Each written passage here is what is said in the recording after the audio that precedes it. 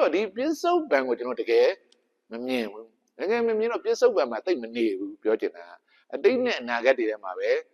နေတော့ပြစ္ဆုတ်ပံမှာအဲ့တော့သွားတဲ့ကခီးရောက်လာအဲ့တော့ဘဝရဲ့တိုးတက်မှုတွေမရှိတော့မကျူးရမဖြစ်တော့ကျွန်တော်အသိဉာဏ်ပိုင်းဆိုင်ရာတွေမှာပြစ္ဆုတ်ပံမှာကိုလို့ဆရာရှိတဲ့အလုပ်တွေလည်း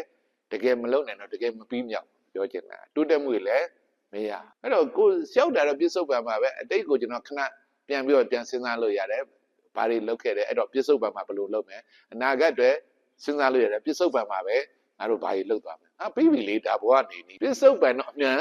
မြင်နေရမယ်အဲ့တော့သူကလည်းအစုံလေးပြစ္ဆုတ်ပံနေဆရာအတိတ်မတွေးရဘူးလားလုံးလာပြန်အောင်သလားအနာဂတ်မစဉ်းစားဘူးလားပြဿနာတွေ philosophy တွေရှောက်ရှောက်မေးတာအတိတ်ကလည်းပြန်စဉ်းစားလို့ရလေတိတ်ကလည်းစဉ်းမဲ့ကျွန်တော်တို့ကဟောကိုအတိတ်ကဘာတွေလုပ်ရတယ်ပြစ္ဆုတ်ပံမှာ